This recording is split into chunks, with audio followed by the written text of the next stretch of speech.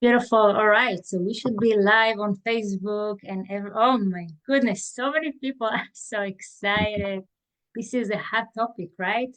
This is, I think, a dream to have your product at Costco. So I'm super honored to have a real expert that did that many times and can tell you all the secrets and the tips. Our guest, Talor Offer. So happy you joined us. Welcome. Thank you. Thank you for having me today, Mikal. It's a pleasure being here. Yes, so we are actually here. Kelsey, I added you as a panelist. We're gonna see if we can even stream it to Else Facebook. is here. That's cool. See. Okie dokie. Oh, here he is. Even have Kelsey here.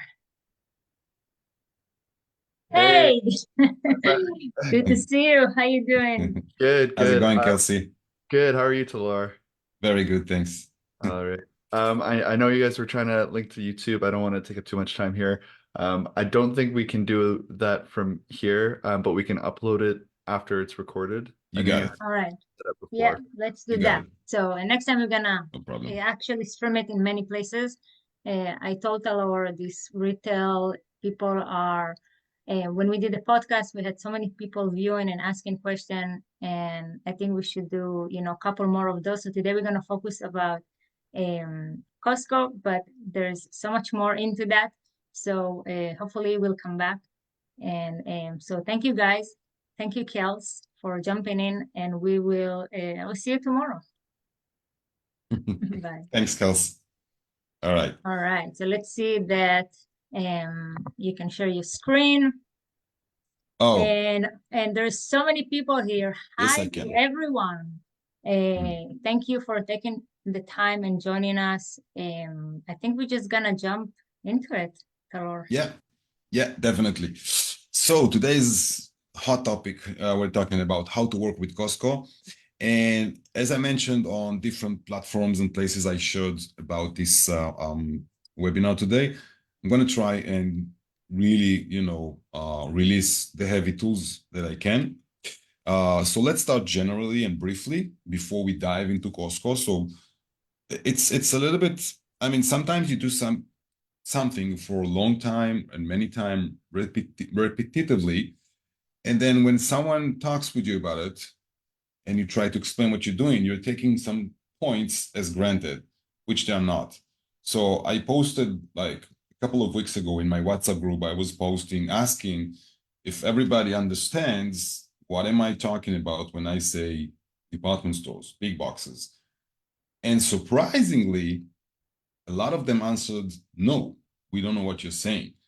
So I was like, oh my God, I'm talking about this so many times, not realizing that this term that looks to me so obvious is not really, clarified properly. So just to clarify, department stores.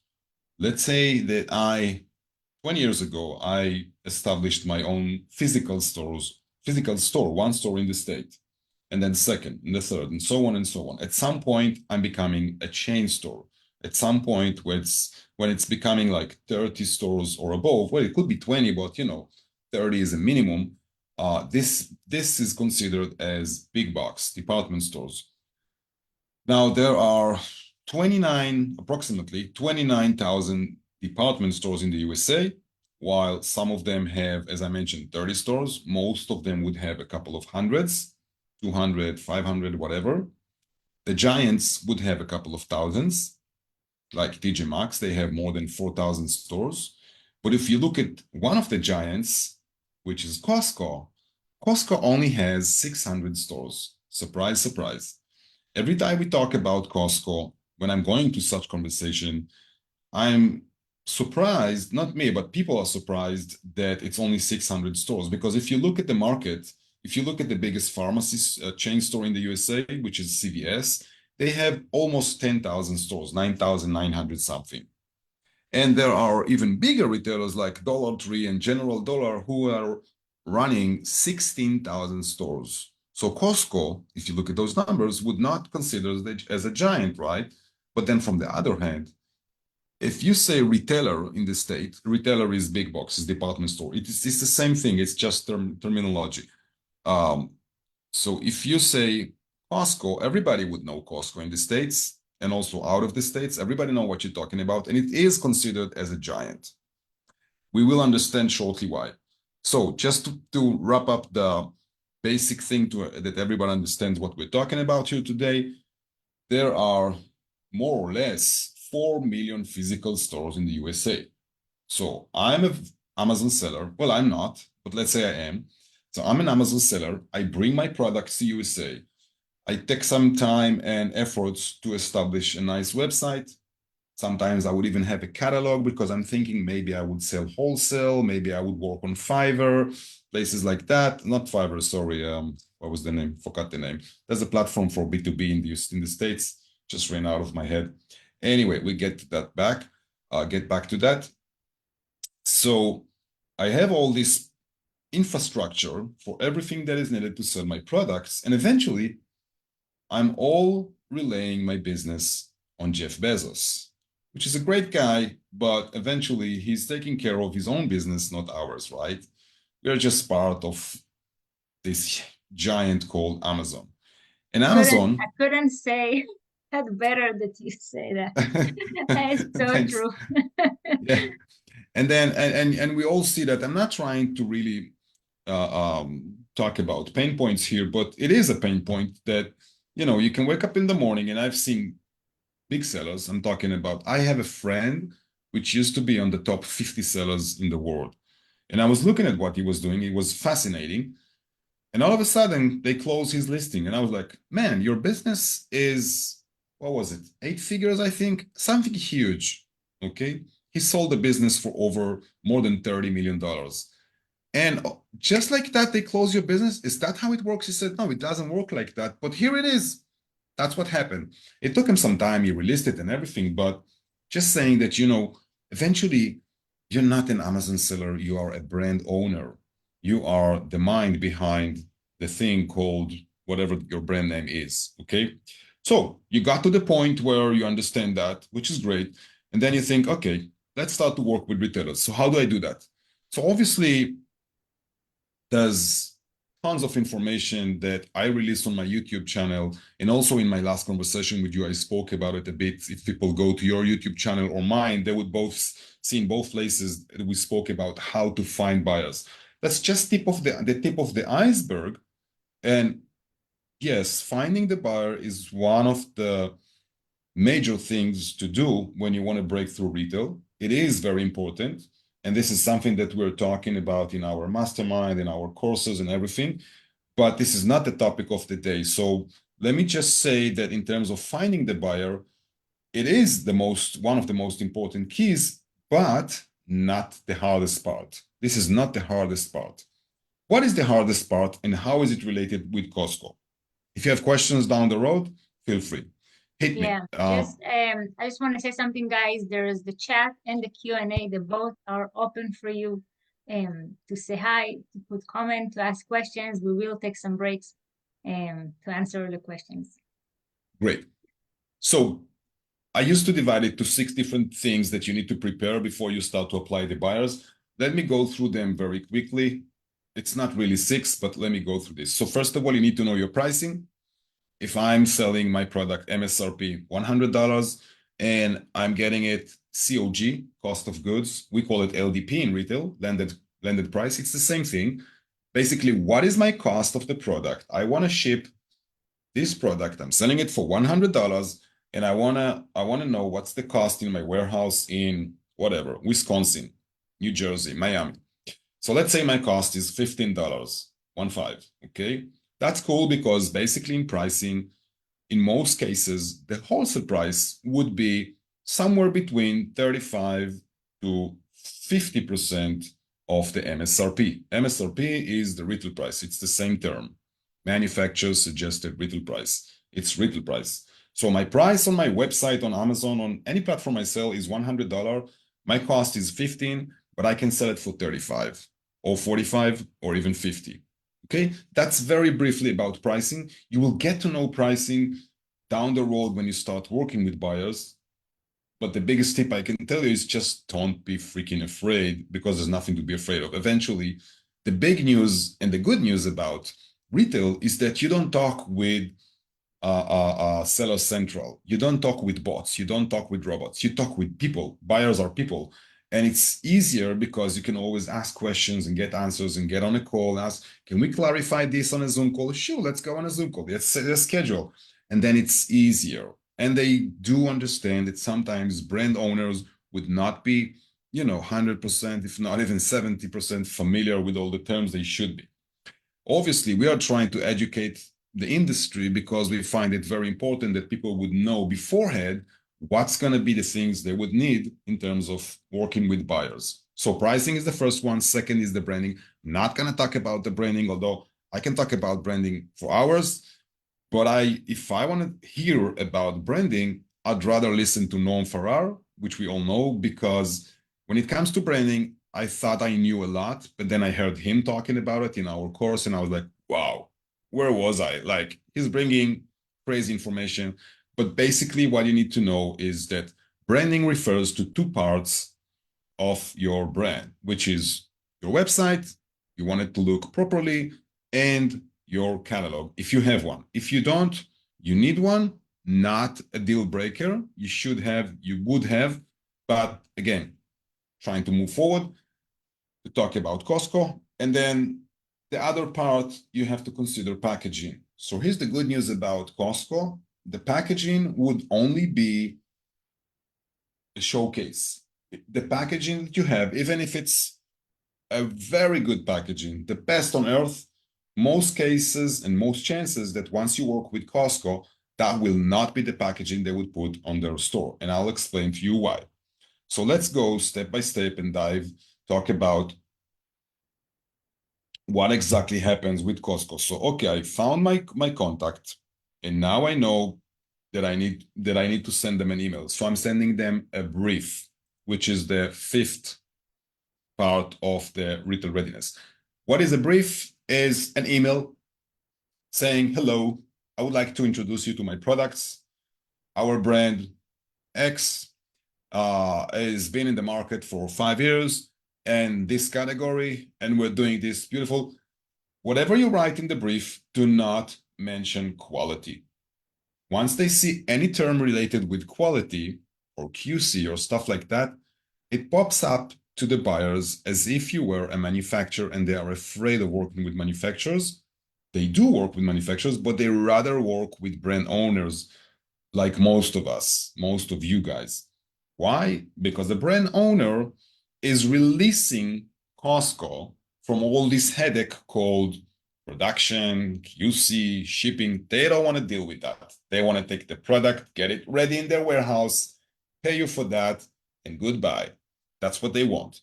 They want to deal with the inner business in the States, not a broad business, okay? And for that reason, most of the retailers, if not all of them, would never compete with the product they buy from you. They would not buy from you a product and try to produce it in China. It just doesn't happen. They don't work that way. Not to mention that US retailers has a lot of respect to business. Anyway, so you send that brief, but then you have to keep in mind something super important. The subject of that email you're sending is the most important thing. There's a lot of things I can tell you about that, but the best tip I can get you, if I don't want to talk about it for 2 hours, which I could, is do not use AI. I don't know how many podcasts you will hear today or webinars that someone would come up and say, don't use AI. I know, use AI. That's what everyone says, right? And I use it myself. I use not only GPT-4, but I also use GPT API for automations in our system. But when it comes to B2B language, surprisingly, none of the AI could do it properly. Not GPT and none of the others. And I tried tons of them, trust me. I got to know a lot of them, tried a lot of them, paid a lot of them. None of them could bring me a proper short description of a brand when it comes to B2B language, business to business, okay? Anyway, you sent that email, the brief, the buyer responds. Usually Costco would respond, thank you. They would play, and that's something you have to understand, they would play cold, okay? I don't know how to explain it, but you know how it is in each and every company. There's a company atmosphere, right? I've been dealing with companies that everybody was super, super cute and super helpful and very, cooperative, but also worked with companies that has the exact opposite type of people. For some reason, there's an atmosphere for each and every company like that. And the atmosphere in Costco is very, I would say they're very precise, but they are very straightforward, meaning they would ask you exactly what they need. And if they don't like their answer, you will never hear from them again. At the best case, they will say, not relevant, thank you. Okay, which is the last thing on earth you want to hear. So in order not to hear that part, you want to answer properly. And very important, you don't want to write them a lecture. I've been seeing vendors responding, buyers from Costco, with once they saw that they were interested, they started to respond. The vendor responded saying like everything he could say. The only thing that was missing in one of those emails that I've seen was, story of my life, where was I born? Like, come on, you have products, they've seen it, they understand that you have what it takes. Don't get too excited. Don't respond too fast. Give it an hour or two, not too fast, and play the game with them. It's a game. When it comes to buyers, it's always a game, and it's a game of patience.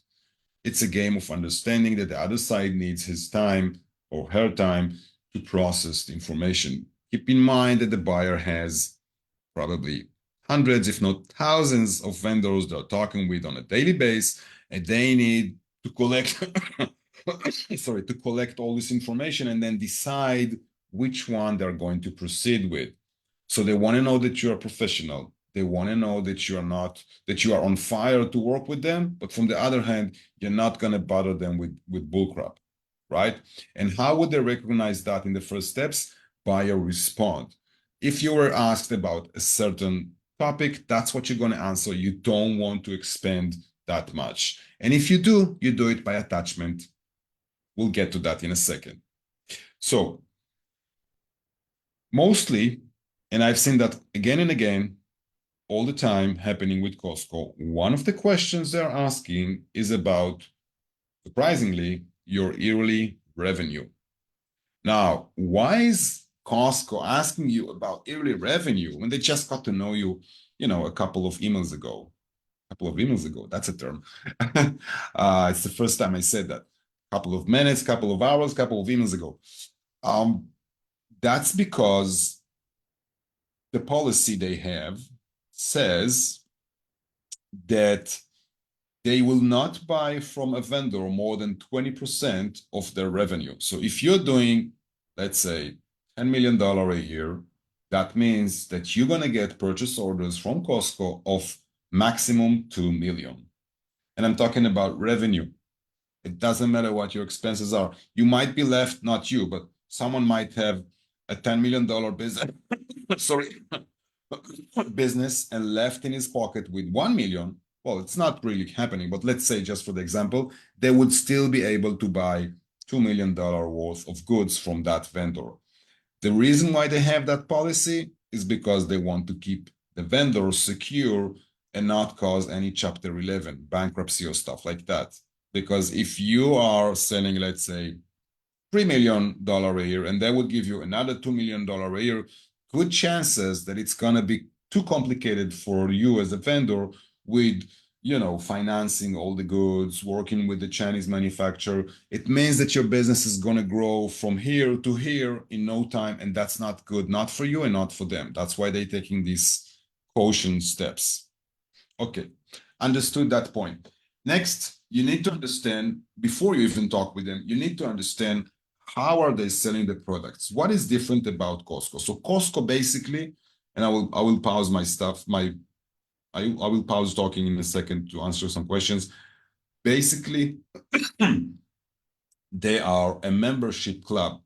That means that you pay monthly or yearly or whatever, being a member. If you don't pay, you could either buy online, Costco.com, or you buy in stores, and then I think they add something like 5 or 7% to the prices if you don't have membership. And that even not includes all their branches, all the stores. Some stores you couldn't even walk in without the membership. So basically what it means is that the people who is paying membership, paying it because they know they're getting good deals at Costco, which bring us to the thing of a good deal. What is a good deal? If you have a product and you think, okay, I'm going to sell it to retailers, Macy's, Urban Outfitter, TJ Maxx, whatever, you're thinking about packaging. So you think, okay, I want to make a J-hook. I want it to be hooked on a hanger. I don't have a sample here of J-hook, do I? Oh, yes, I do. So J-hook, you know, this is what a J-hook is. You want it to be on a J-hook, or you want it to be stacked on a shelf in a box, no problem. But when it comes to Costco, and you can check YouTube movies about Costco in-store, whatever you Google, you YouTube there, they are selling their products not from a shelf, but from a pallet. So eventually, your products are going to be shown on a pallet in a store. And keep in mind that Costco stores are huge in terms of space. That means that people go with those, big carts between those pallets, and they just pick products from there. But the interesting thing about those pallets is that those pallets are not just ugly pallets as they are usually in factory, but they are more like, let me try and share with you a few examples of pallets just so that you know what I'm talking about and how it looks like from the inside. So here's an example of a pallet in Costco store. This arrived to the store closed from all four sides and the top, and this one as well, and this one. Now, if you look at the bottom part, when it was shipped, it was covering the upper part. Once it got to the store of Costco, stacked on the floor, they opened it, and then you have the promotion on the bottom side and the products on the upper side. They call this skirt pallet. I know it doesn't make that sense. Maybe it does. To me, it doesn't. But they call it skirt because it's being opened from here and then it's covering the pallet as if it was a skirt. Well, a skirt should not have been up there, right? But anyway, that's why I don't understand this term. But anyway, that's how they call it. Okay. Here's another example of one of the brands we work with. It's an illustration of how they built the pallet before they even got the purchase order. And the reason why they did this rendering is exactly from the reason of what I'm talking about here today, that you want, in one picture, you want to show the buyer that you know exactly what they need, you know how Costco is operating, and you're 100% ready. This means a lot for them, okay? It means a lot because for them, they understand they're going to skip the part where they have to share with you how it works in terms of pallets, what you need to know about their policy, about their guidance. Like normally for a new vendor, they would share with you a couple of guidance. So just for example, I'm jumping for a second to the Costco.com area, just for a second. It's not the topic here. But once you want to send them images for the Costco.com platform, you have an imagery standards. You're not just sending whatever image you want, obviously. And this is how they want it to be. That quality, resolution, file format, submission, all these, small technical details. So basically, when you see that you are on it and you already know what their expectations are, it's very easy for them because they know that they don't need to go with you through their, going back to our conversation about the palette, they don't need to walk you through palette instruction file, which is obviously a very simple file. You know what? It's funny, but all these files, you're not going to read them. You're not going to deal with them. There are a lot of companies who can do that for you, including the palettes themselves and the design. Pause, questions. Let me look at the chat. Yes. Can you elaborate on how to There is a structure couple of emails? questions, mostly about the emails that you send them, what you include, what's the structure of the email. Yeah, definitely. So we're going backwards a little bit. I know I went a little bit, too deep with what I said, because I thought, okay, let's try, to really dive into the Costco specific thing. And this structure of email subject and what to include, basically, if you wanted to be doing it properly, you'll have to listen to at least an hour and a half of talking about it from our team, but not gonna do it. So basically, think about who's asking it. 1 second. It was LW or LW. Do you want to focus first on the subject? Because the subject is gonna determine if the buyer is going to open the email or skip it. Now, they're getting tons of emails. And the art of working with the buyer or getting their attraction is the subject. That's an art for itself. Think about 5 to maximum 7 words in the subject line. Why? Because you don't want it to be too short, because if it's too short, the message would not go through. But if it's too long, they're going to look at it, what is it? If the subject is so long, I don't want to see the email, because that's going to be, it's going to break my head. Forget it. I just want to know what I'm looking at. It's the same thing with everything that we see these days. People have no patience whatsoever. You're coming to a podcast about Costco. You want to get the $1 million tip right in the first minute. I wish I could. Everybody wish they could do that. It's impossible. You need to go and work for it, at least a little bit. What I've been working with, like half an hour we've been working here. Hi, Oleg. Just a second, I'll get your question.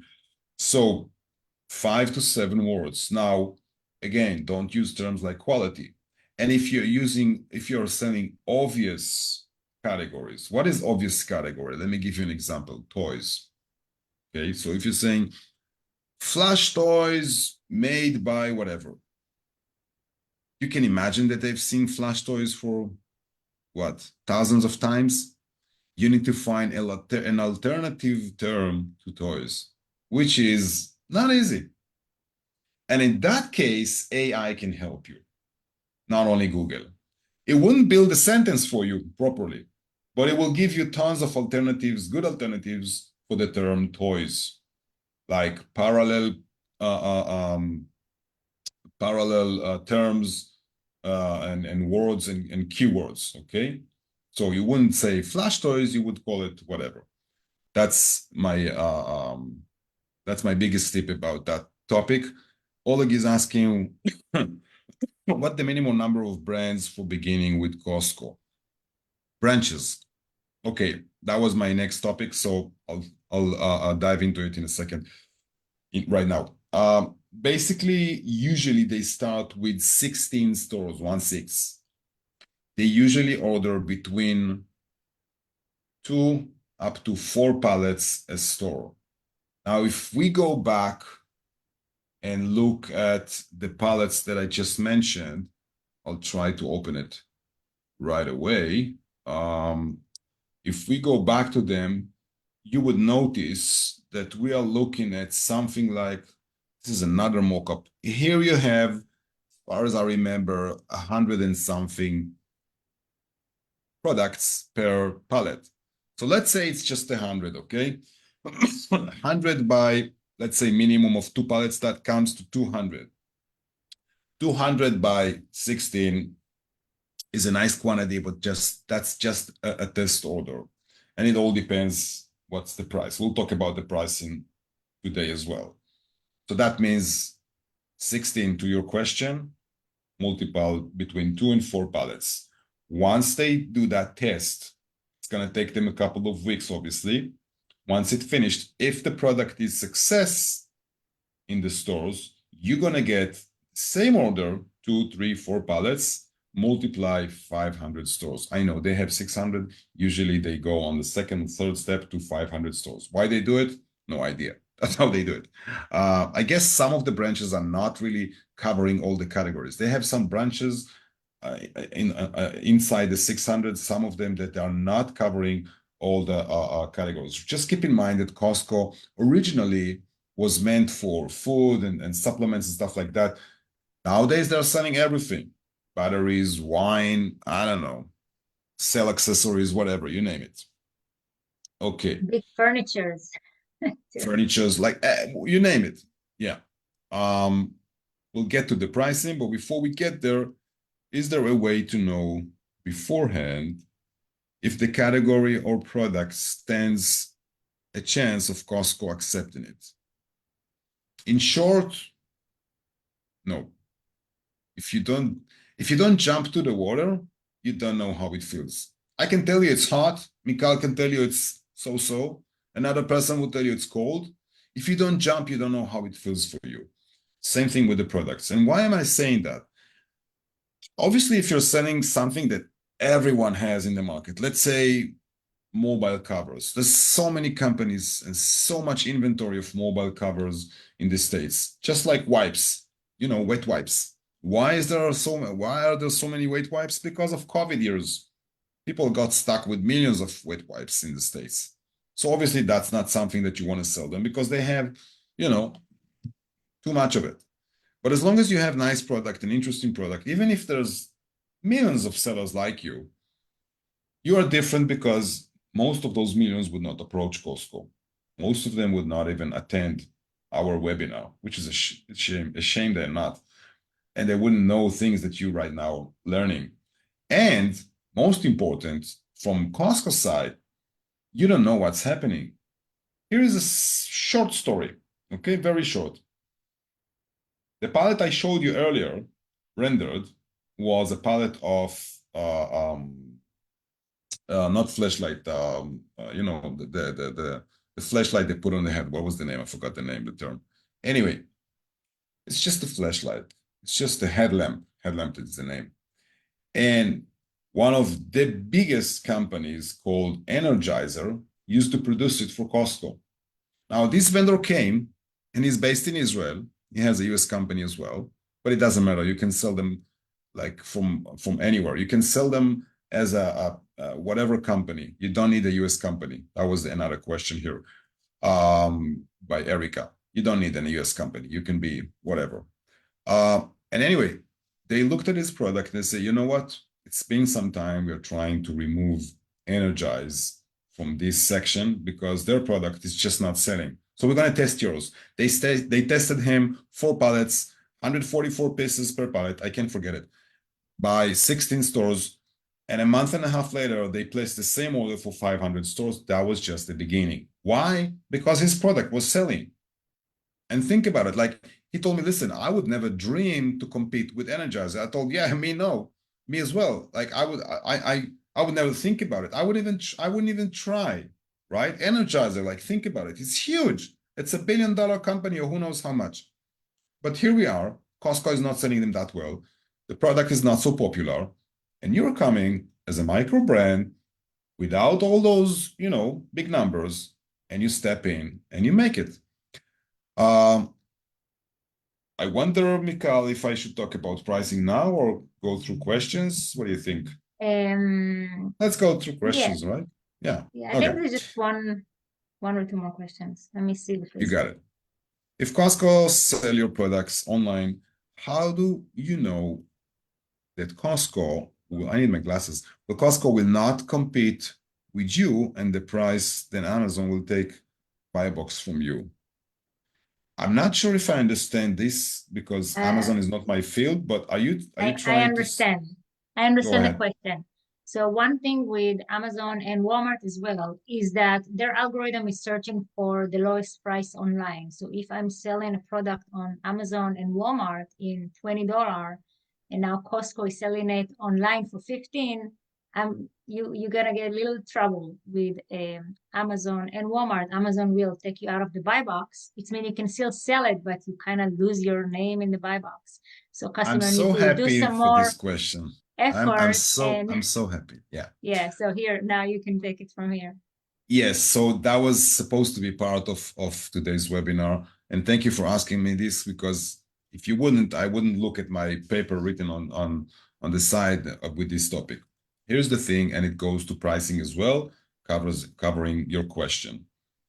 They look at your products, they like it, everything is cool. Now they're telling you, listen, we want to change a little bit the product, whether the packaging or attributes in the product, whatever it is. Why they do it? From the exact question you're asking here. Here's the thing, Costco works between, surprise, surprise, working between 16 to 19% markup.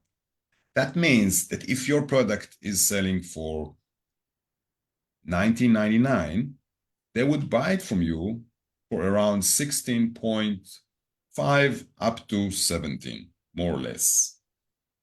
If you think about it, it doesn't make sense. How can they work that way? All the retailers would buy half of the retail price, if not less.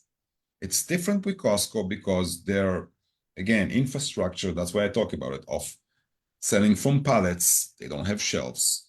They barely need all the insanely labor that other retailers needs. It's so simple in their chain, chain of supply that they save a lot of costs. Plus, they make the money before the customer even walk into the store because the customer is paying the membership. And that's how they can afford pricing to be better than the others. Majority of the income of Costco is basically from the membership and not from the products. People do not know it. You know what? It's funny how I even realized that because I heard it in the news when a minister in Israel was trying to bring Costco to Israel. And then they explained that. And I didn't knew that the majority of their income is the membership. Remember, Bezalel Smotrich wanted to bring them in, right, Mika? Maybe you've seen that on the news. Anyway, so to your question. Can I add something quick? Just let me finish that point and then. So then, let's say your product, Ori Basher, is selling for $29.99. That would change, sorry, that would change it. It would be the same product, but you could be, oh man, I'm coughing like crazy, but you will be able to price it $19.99 for them only. Amazon would not have anything to do with it because it's a different SKU. You changed whatever you changed, and they could sell it for 19. You could sell it for them for 17 or 16, which would be probably better if you would sell it for $29.99 with another retailer asking you to sell it to them for $13, $14, $15, right? So that covers exactly that issue with pricing on other places. Plus, we just covered the pricing topic with them. Go ahead. Sorry, Mika. Yes. Just one thing that I want to say is, we most of us, I'm going to Costco, I'm going to Sam's Club, to different stores. Usually when you go to stores like that, the product that you're buying is, like you said in the beginning, it's always come with different packaging. That's exactly because they're trying to put an offer that is not competing with nobody. So usually if you sell supplements 60 pack, now with Costco, they will ask you to make 100 pack or 120. If you sell whatever item, it's going to usually come different pack. It's going to come with a different UPC because the algorithm is mostly scanning titles and UPC. So again, the way they put the content online is different than your content on Amazon. This is why it's so important when you sell in multiple places to have different content, because that's what the algorithm are trying to match. So I hope that's giving you a little bit more information about how you really, there is no reason why you're going to get in trouble if Costco or any other store that is in that kind, if you create any new offer for, it will not hurt your Amazon sales. True. Thank you for that, Mika. Just going briefly on the questions, would Costco work with exclusive distributors or only brand owners? They would work with both. They don't really mind.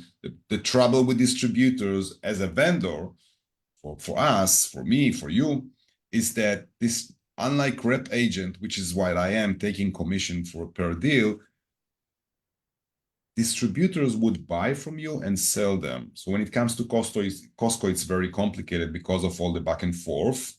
Plus, they would try to kill you, so-called, with the pricing, because as lower as your price, wholesale price, as bigger as the profit they have, which is the exact opposite with rep agents like myself. If I manage to get $15 for you instead of 13, it's better for me because my commission is bigger. Get to understand the difference. But anyway, they work with both. Where was another question? Where Somebody I asked see if it you can is repeat the markup percentage. basically they work. You need to understand there is markup and there is margin. Margin means that if your MSRP retail price is $50 and the margin is, let's say, 60%, that means that out of the $50, they would take 30 to themselves. Markup, which is what I'm talking about in terms of Costco, markup means from your wholesale price, how much percentage they add for themselves until they get to the retail price. And we're talking about between 60 to 19 or maximum 20%. So let's say 20%. So as just like the example I gave before with selling them for 16 point something dollars and they sell it for $19.99 and everyone is happy. Is it true about fees and chargebacks can eat you up? Yes and no. If you're being a complete, whatever the word is, idiot, if you're being a complete whatever, and not doing anything in the process properly, then yeah, you're going to get chargebacks and the chargebacks is going to be painful.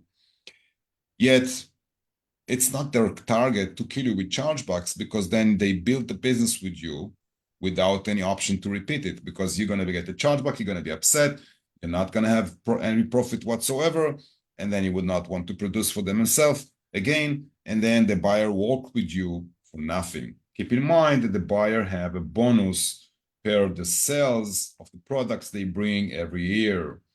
And if they work with you as a vendor and seeing repeat orders, they have, comparing to the first order, they have like 5% of workload with you as a vendor. So for them, they have no interest to do that. But again, you have to be doing the process properly. Otherwise, definitely there are chargebacks. We try to avoid that. The only company I've really seen big chargebacks, talking big, was Macy's, to be honest with you. And that's for another podcast. We have a question from the Facebook group. Yeah. Somebody's asking if he's selling canned product.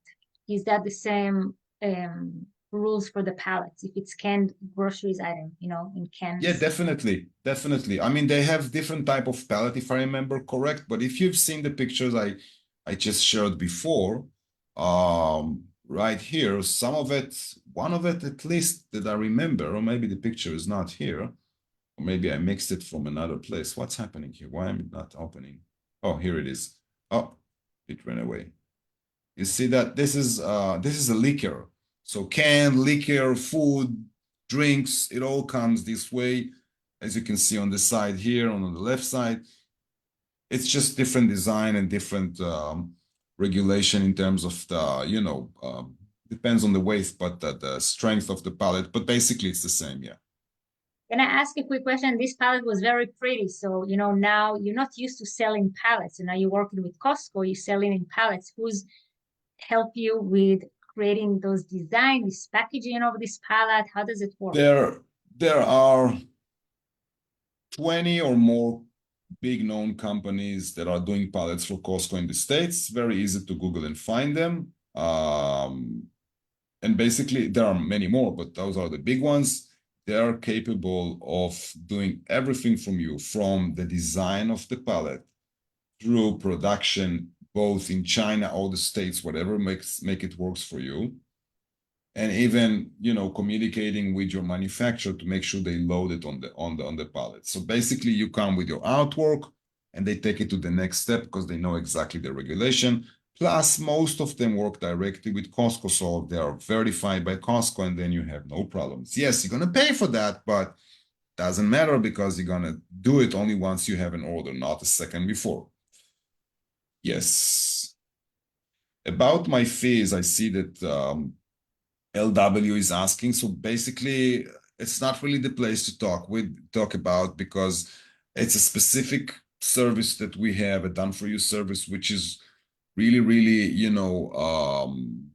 how would I define it? Really for specific brands and not something that we're taking, tons of brands or anything. But you brought me to another topic that I had in mind to speak with. So you've listened to what I've just said a little bit. I know I'm going a bit to the end of the webinar, although it's not the end until Mikhail says it is.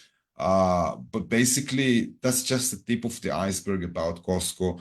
There's a huge course that I've been putting together with Aaron Harbage and Noam Farrar, the guy with the bird, where we basically Beard. went with the bird. Sorry, I'm always doing that. That's good. I'm sure Always, he's always. laughing. Always, yeah. And we had that same conversation with him, me and Aaron. It's crazy. I don't know. There's a bug in my head with this term. So anyway, we've been putting together a huge course of more than 60 sessions, and it's growing all the time. Plus, going through, each and every topic. I spoke about, like, I don't know what, 1% out of the all the topics that are out there.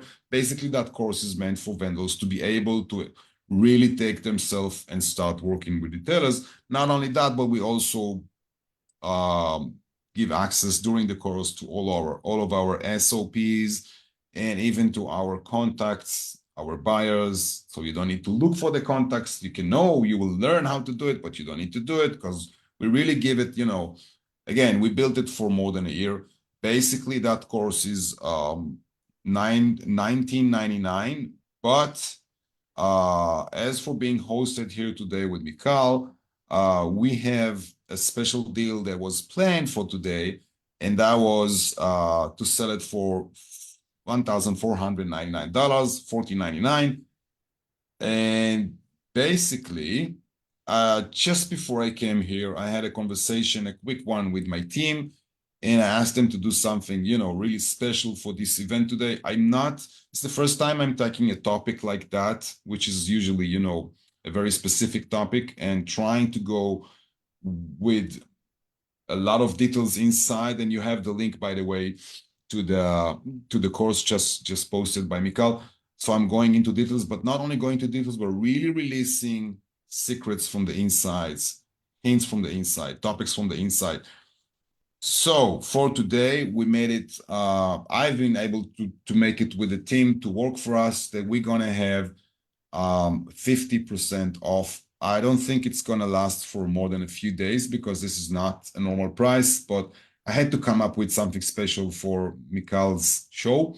So basically, you can use the code 999 now for the link that Mikal just sent, shared in here, and that's going to bring you the course of $999. Believe me, there's no course like that out there with all the information that we're bringing. You've Do you just seen a want little to bit of share that the today. you want to share the page of the course? I can share it if you want. I think you Let just me you know. just did, didn't you? No, yeah, if you want to share the screen and show what's in there, Oh, if you want to go over it.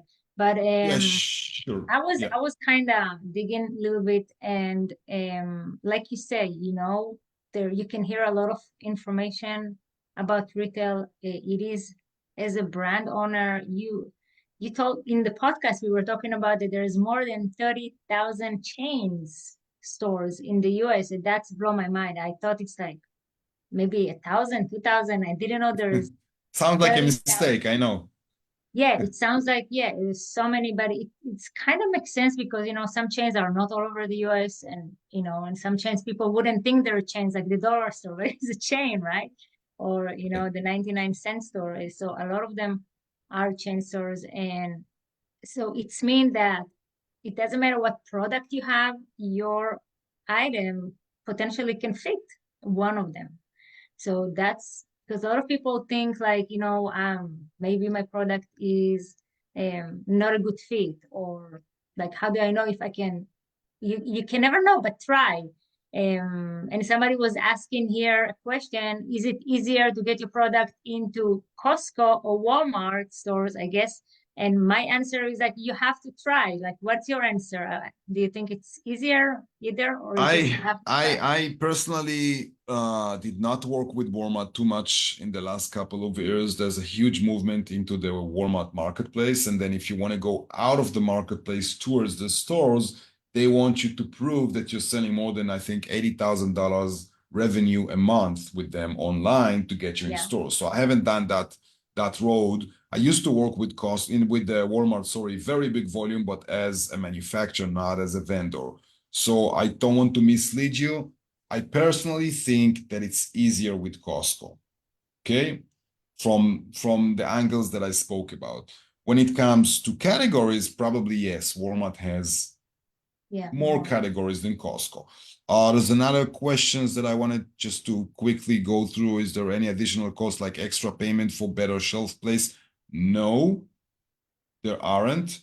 And if there are, it's only going to be bringing traffic to the .com, but I'm not going to talk about the .com. It's a complete different thing today. So basically the answer is no. When do you get paid from Costco? After the customer buy or once the Costco receive the pallets. You have nothing to do with the consumer whenever they're buying or not buying.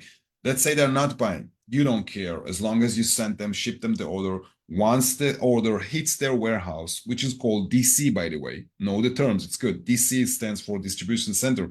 Once it hits their DC, they start to count between 30 to 60 days. Usually it's 60 days. They tell you, oh, payment term net 60, which means start counting 60 days from the point where we're getting the goods from you. But you can always negotiate the payment terms. And that's something that even very experienced vendors did not know and found themselves paying net 60 for years while they could have been get net 30 or net 45. So those are the terms. Did I miss any question here? I did not get the link.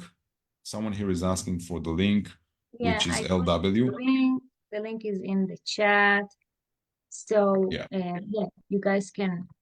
Don't forget to use the 50% off code, which is, I'll try to copy that as well. Yeah, it's also in the chat. There you go. So $9.99 now. We give you 50%.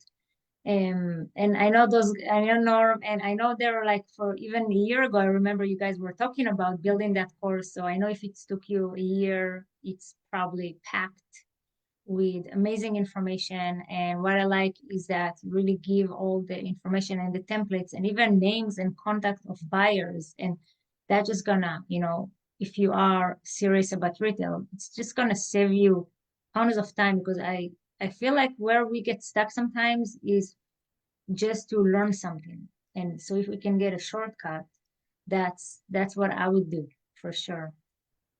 People are writing, thank you. People are writing that they don't see the link. I don't know why. It's in the chat. Maybe, can see, maybe we're somebody not see in the my right. comments?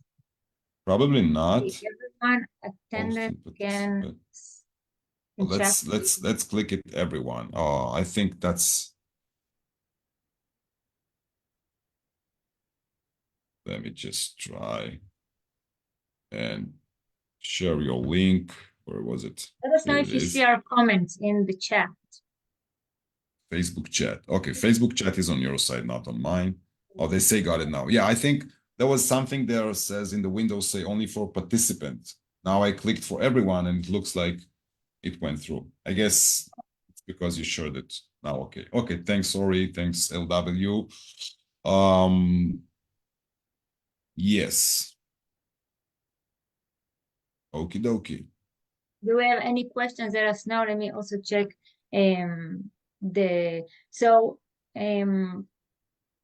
like another question that I'm thinking, I know we talked about it, the categories and stuff, but is there any category that it's more easy to get into to Costco? Because there's a bunch of groceries there. Like, is that actually easier or harder? Because probably a lot of them competing, and there are also a lot of things they're not staying there forever. Like that's the thing. If I go to Costco, every time I come, there's completely different groceries items in some sections. Like mostly not the basic stuff, but like the cookies and snacks for kids. Usually I would go there just to grab, a couple of boxes of snacks for my kids because God know how fast they're eating all those snacks. So there's always new stuff. I think, basically, personally, sorry, I do not do. You froze for a second. All right, you guys, let me see. Let me know if you guys can hear him. doesn't really matter what category. I did with them gardening, outdoor, electricity. Now I'm doing, well, it has to do with food. And here's a good tip for everyone of how to present your goods to them. So this is a way to present it. This is from a vendor of ours. So this is coffee accessories, not the coffee itself. It just has to do. But look at, I don't even want to go to the catalog and everything. I just want to show you something. My brand name, X Costco. When I send them a presentation like that, they immediately understand that I am completely oriented to work with them. I know what they expect and I'm there. I'm ready for them. Okay, it's an interesting That was, yeah, that thing. was a nice insight, you guys. I hope you took it. So I'm sure there's, again, Yeah, amazing information in the course. And I told Talor, when he was asking me what topic we should talk about, we were thinking about how to approach buyers on Costco. And so I told him, all the topics are so good, and I'm sure people want to hear everything. So, I hope you can come again. So maybe we can have another webinar in a couple of weeks. Um, I if you guess the think next one is going to be about Macy's. Macy's, yeah, I think also people would like to know, because there was a lot of question, how you uh, present to the buyers, like something like that, just what you showed now, how you create that beautiful presentation that buyer will to get the attentions of the buyers, because those buyers getting, hundreds of emails every day, probably. Right. And the big art, which is what we're talking about all the time in the course, in the relevant sessions, the big art is to learn and execute how to make the buyer take your brain, pick it out of hundreds of others, and say, oh, I want to see samples. Once you get their attention, they're asking for samples, boom, 50% of the work is done. You only have to maintain and keep up the good work. But this is the biggest part of the business with buyers, to get their attention. And it's really an art. I'm still learning it every day, to be honest with you. Although I'm teaching it, but I'm still learning that as well. Yeah. So, A quick yeah. tip. It's not related to this topic, but kind of, because people are, we're still in the Walmart group in here. So right now with Walmart, to get access to their buyer, guys, there's the open call. It's once a year. You guys can apply to that. And the one that will get the attention is the one that's already on .com and doing very, very good. So if you're not on .com, they will ask you go to .com and then come and pitch next year. So a quick tip, make sure you are on .com. If you want to ever get to Walmart store, you have to start on .com and show you're selling, and you need to do a good job. And that's, we talk about it all the time, how to do a good job. So make sure you come in and watching that as well. Somebody's asking, can he use the course for 2 of his team members? So I was just about to respond LW about it. I'm not sure about it. I need to check with my team because they are doing, the operational and infrastructure side. So I'll drop you here. I'm not sure if everyone sees that. My email, so you can touch base and I can check that with my team and respond to you. That would be, is that my email? Yeah, it is. Yes. Right. So we will have more sessions about retail. As I see, there's so many people joining us today. So Amazing. guys, I hope you're also going to join us tomorrow in the Selling on Walmart Facebook group or YouTube channels. We will have another live with Isabella Rich. She's amazing in product development. So if before you thinking, oh, maybe that I can come up with a new product that's going to be a good fit for Costco. So she's going to do a reverse engineering on finding product, and she's amazing. So hope you guys join us. That's going to be tomorrow, 3 p.m. Eastern. Again, it's on the Facebook group and the YouTube. We share links if you want to join. So come and join us. And if you have more questions, just please post them in the Facebook group. We will be there and respond. If you're not in the Facebook group, so please join Selling on Walmart Marketplace. That's the Facebook group. It's absolutely free. We going live in there at least once a week. So thank you so much, Saror. Thank you. Thank you for having me today. LW, the code should work. I don't know why you're saying it's not, but I can definitely check it with you. So here is my email in case you need any assistance on that. My Facebook group. Yeah, I'll drop it to you. Yeah, what I have is 999 now, right? Yeah, that should be the code. I don't know why it's not working. I will need to check with Aaron. It should work. It worked just before I joined here. He tested it and said it's working. So Let us know in the comment, okay? And you again, got it. feel free to reach to me or Talor. Talor is under info@retail-empire.com, and you can reach me through the Facebook group or at michal@ecreativeteam.com as well, or LinkedIn. Feel free to just message me if you have any questions, okay? Brilliant. Thank you so much for having me today, Mikal. And we It was will a send a pleasure. Thank follow-up you, email. everyone that listened. Yeah. Yes, thank you. I will make sure you guys all Pleasure. get a follow-up email with all the information, and we will let you know about the next time we have a webinar. Thank you so much. Thank you, Talor. Thanks, Mikal. See you soon.